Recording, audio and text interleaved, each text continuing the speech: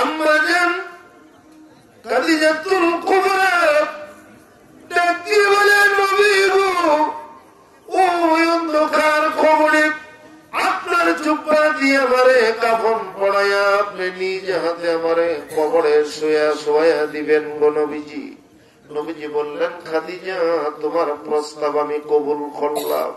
ইয়া রাসূলুল্লাহ, আরেকটি প্রস্তাব আপনার কাছে করি গো নবী। সেই প্রস্তাব হইল, আমার কাফনের মধ্যে দুনিয়ার কোন আতর দিবেন না, সুগন্ধি দিবেন না। নবীজি বললেন, কেন? আম্মা জান খাদিজাতুল কুবরা রাদিয়াল্লাহু তাআলা আনহা বলেন, ইয়া রাসূলুল্লাহ, ইয়া হাবিবাল্লাহ, আপনি যখন হুজরা শরীফে আসতেন,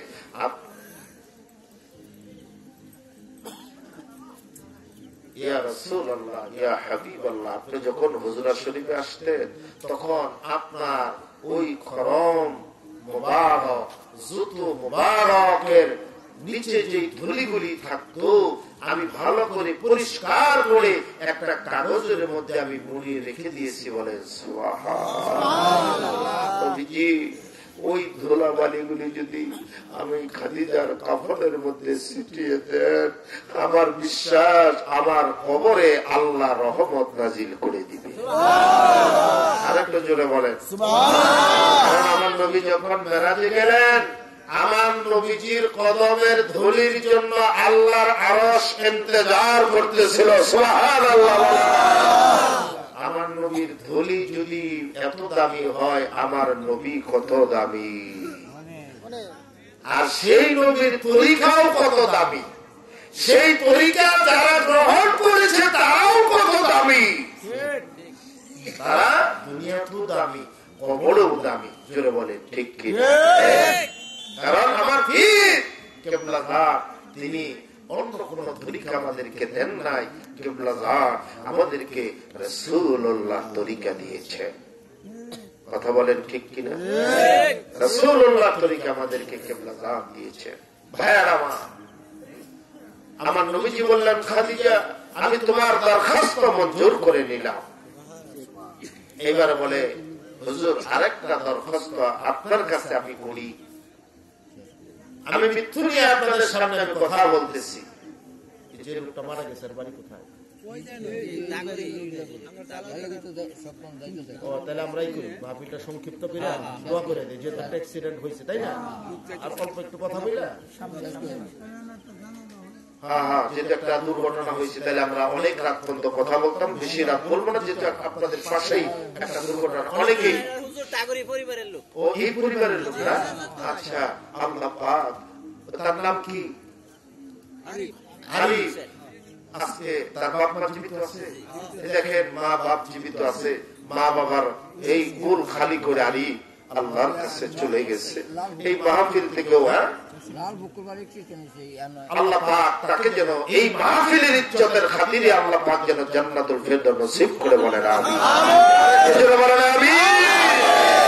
আপনাদের সঙ্গে ওয়াদা দিলাম, পরবর্তী সময় আসলে আজকে যে কথাগুলি আমি বলতে পারলাম না, আমি পার্ট বাই পার্ট আপনাদের সামনে অনেক কথা বলার আমি ইচ্ছা করেছিলাম। যেহেতু একটা দুর্ঘটনা হয়েছে, এই জন্য মাহফিলটা আমরা আমাদের সামনে বাড়ানো ঠিক হবে না। কি বলেন ঠিক না? আল্লাহ আমাদের বাঁচিয়ে রাখলে পরবর্তীতে আমরা মাহফিল আরো করতে পারবো, শুনতে পারবো, আসতে পারবো। যেহেতু এই পরিবারের একজন সদস্য, এই মাহফিলের আয়োজন যারা করেছেন তাদের পরিবারের একজন সদস্য। কি বলেন ঠিক না? আমরা যেহেতু তাদের ভারাক্রান্ত হৃদয়, মনটা ভালো না, এই জন্য আমরা তাদের সকলের জন্য আল্লাহ পাকের কাছে দোয়া করি। সকলে বলেন আমিন। আমার কথাটা শেষ পর্যায়ে বলি। এইবার আম্মা জান খাদিজাতুল কুবরা রাদিয়াল্লাহু আনহা একটা কথা বলেছেন, ইয়া রাসূলুল্লাহ, এই জন্য তো কই আমি যেখানে বয়ান করি মানুষ মুখে দূরে যাওয়ার কথা না। এই জন্যই তো আজকে যার আত্মীয় তার তো মাহফিলে মনটা বসে নাই। কি বলেন? তাকে শেষ বিদায়ের জন্য এখন অনেকে প্রস্তুতি নিবে। কি বলেন ঠিক না? এই কিছুক্ষণ পরেই তিনি কাফনের ভিতরে প্যাকেট হয়ে যাবে। কথা বলেন ঠিক কিনা? ডেকে বলি, ইয়া রাসূলুল্লাহ, ইয়া হাবিবাল্লাহ, নবীজি, আরেকটা দরখাস্ত হলো, আমাকে কবরের মধ্যে মুনকার নকিরের সওয়ালের জবাবটা দিয়ে দিবেন গো নবী।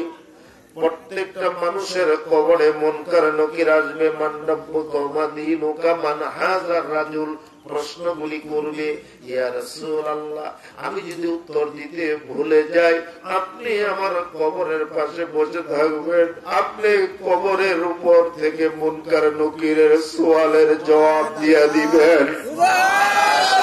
আরেকটু জোরে বলেন।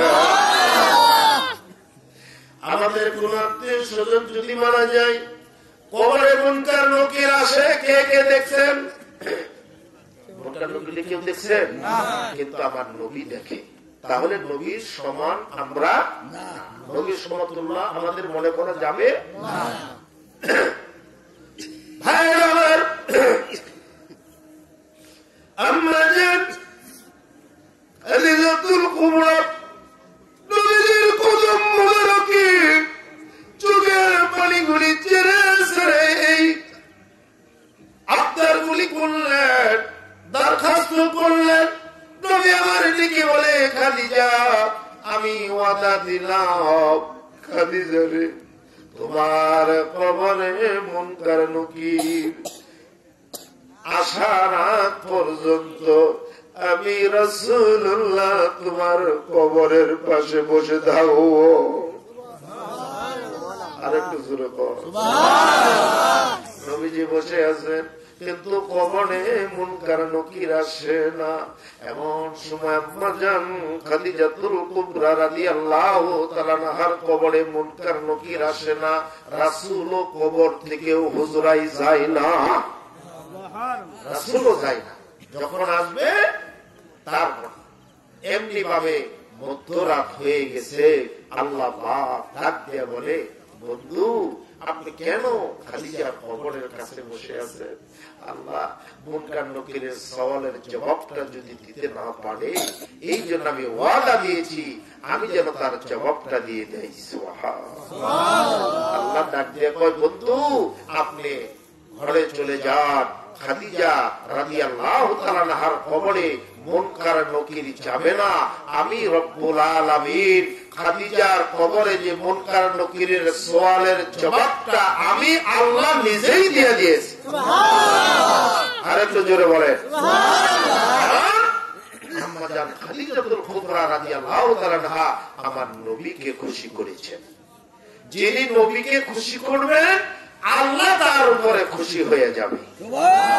আজকের মাহফিলে আসছি নবীর মহব্বতে, আল্লাহ আপনাকে মহব্বত করবে। কথা বলেন ঠিক না বেঠিক? ভাইরা এই জন্য আপনাদেরকে বলি আমাদের সবাইকে একদিন মৃত্যুর পিয়ালা পান করতে কেউ দুনিয়ায় চিরদিন বেঁচে থাকবে। ওই যে একটা কথা নবীজি বলেছেন যে দুনিয়াতে যাদের মা বাপ জীবিত আছে তুমি যদি মা বাবার দোয়া নাও আল্লাহ তোমার কি করবে? সর্ব আপনি যখন বাড়ির থেকে বের হবে মার কাছে বলে যাবেন, বাবার কাছে বলে যাবেন, দেখবেন আপনার মা আসলটা বিছাইয়া আল্লাহর কাছে দোয়া করবে, আল্লাহ আমার বাজারে তুমি সহি সালামতে পৌঁছাইয়া দিও। মা কিন্তু এই দোয়াটা করে। কথা বলেন ঠিক কিনা? এই জন্য মা দোয়ার কারণে অনেক সময় আল্লাহ অনেক বিপদ থেকে সন্তানকে হেফাজত করে।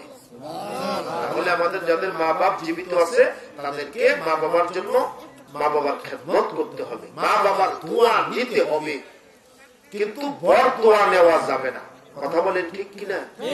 অনেক সন্তান দেখা যায় মা বাবাকে গালি দেয়, মা বাবাকে কষ্ট দেয়, এই সন্তানের উপর বিপদ কিন্তু আসবে। এই জন্য মা বাবা আমাদের কি রাসূল বলেছেন তোমার ঘরে জান্নাত বিদ্যমান, সেই মা বাবাকে তোমরা ভালোবাসবে, খেদমত করবে। খেদমত করলে আল্লাহ পাক তোমাদেরকে জান্নাতুল ফেরদাউস দান করবে। সুবহানাল্লাহ। তিনবার রাসূল আমিন বললেন, তার কারণ হলো তৃতীয়বার রাসূল জিবরাইল বললেন, ইয়া রাসূলুল্লাহ আপনার উম্মতের মধ্যে যেই উম্মত মাহে রমজান পাইল কিন্তু মাহে রমাদানের রোজাগুলি রাখতে পারল না ওই লোকগুলো ক্ষতিগ্রস্ত হয়ে যাবে। তখন রাসূল কি বলেছেন? আমিন। তাহলে মাহে রমজান আসতেছে, মাহে রমজানের রোজা আল্লাহ আমাদের সুস্থ শরীরে সকলকে যেন আদায় করার তৌফিক দান করে বলেন আমিন। আর একটু জবান খুলে বলেন আমিন। যে আমাদের আবু কাব ভাই, আমাদের নাসির ভাই, এরাও তো অনেকে দূর দূরান্ত থেকে আসছে। জয়না বাজার থেকে অনেকে আমাকে ফোন দিচ্ছে, ভাই আমরা তো আসলে মাহফিলের খবরটা জানি নাই, অনেক লোক আসতো। যাই হোক, পরবর্তী টাইমে আসলে আপনাদের বয়ান শোনাবো, আপনাদের কথা বলবো। যেহেতু অনেক রাত হয়ে গেছে, আর একটা দুর্ঘটনার কারণে আমি আরো 1-1.5 ঘন্টা বয়ান করতাম। এই দুর্ঘটনার কারণে, এই অ্যাক্সিডেন্টের কারণে, দুঃসংবাদের কারণে আজকের মাহফিল আমরা এখানে সমাপ্তি ঘোষণা করলাম। সকলে বলেন আমিন। একটু জবান খুলে বলেন আমিন। এই যে নতুন 36 জন ভাই, ভাইরে তোমরা যারা দরবারে গিয়েছো, জান্নাতের বাগান সাজাইছো, একদিন তোমরা দুনিয়ায় থাকবে না, তোমার কবরটাকে আল্লাহ জান্নাতের বাগান সাজাইয়া দিবে। এই জন্য নতুন ভাইদেরকে আমরা সাধুবাদ জানাই, আমরা ধন্যবাদ জানাই। সুবহান ভাইয়ের জন্য সকলের কাছে আমরা দোয়া চাই, কারণ বিশ্ব জাকের মঞ্জিল, বিশ্ব ওরস শরীফ এইবার যারা গিয়েছেন, বিশ্ব ওরস শরীফ এইবার যেই লোক হয়েছে, অন্য বছরের চাইতে লোক বেশি না কম? জোরে বলেন, অনেক বেশি লোক। এই জন্য একবার আপনাদেরকে আবারও সামনে মহাপবিত্র ফাতিহা শরীফ বিশ্ব জাকের মঞ্জিলে যাওয়ার জন্য আমি দাওয়াত দিলাম। একটা বার আপনারা দেখে আসবেন। এই যে দেখেন, আমাদের তরিকতের নিয়মের মধ্যে কিছু আমল আমরা করি, কি বলেন করি না? এই যে মাগরিবের নামাজ পড়ে, এই যে আমরা 7 বার তওবা করি, 3 বার সূরা ফাতিহা করি, 10 বার সূরা ইখলাস পড়ি, 11 বার দুরূদ শরীফ পাঠ করি। এই যে ফাতিহা শরীফটা পড়ি, এই ফাতিহা শরীফ পড়লে আল্লাহ পাক 4 খতম কোরআন তেলাওয়াতের সওয়াব দান করে। হুজুর বলছেন, বাবা কার কখন কে কখন দুনিয়া থেকে চলে যায় তোমরা অত বলতে পারবে না। কিবলাদান বলেছি, মাগরিবের নামাজের পরে তোমরা যদি পাক কালাম ফাতিহা শরীফ তেলাওয়াত করো, বাবা মানুষ যখন দেশ থেকে বিদেশ যায়, যারা সৌদি আরব যায় তারা রিয়াল নিয়ে যায়, যারা ইউরোপ কান্ট্রিতে যায় তারা বাংলাদেশের টাকা ডলার করে যায়। জোরে বলেন ঠিক কিনা? জোরে বলেন ঠিক কিনা? হুজুর বলছেন, বাবা যখন এই দেশ থেকে কবর দেশে যাইবা, কি নিয়ে যাইবা? কিবলাদান বলছে, বাবা এই পাক কালাম ফাতিহা শরীফ পড়ে তুমি মাগরিবের পরে আমলটা করবা। রাত্র বেলায় যদি তুমি দুনিয়া থেকে বিদায় হয়ে যাও, তোমার সঙ্গে কে কবরে যাবে? 4 খতম কোরআন শরীফ তেলাওয়াতের সওয়াব তোমার কবরের সাথী হবে। তাহলে খালি দরবার শরীফে গেলে হবে না, আমাদেরকে আমল করতে হবে। কথা বলে ঠিক কিনা? আমলে আউলিয়া, বেআমলে দেউলিয়া। আপনারা সকলে ভালো থাকেন, সুস্থ থাকেন, আপনাদের মঙ্গল কামনা করি। ওয়া আখিরু দাওয়ানা আনিল হামদুলিল্লাহি রাব্বিল আলামিন। আসেন নবীজিকে সালাম জানাইয়া।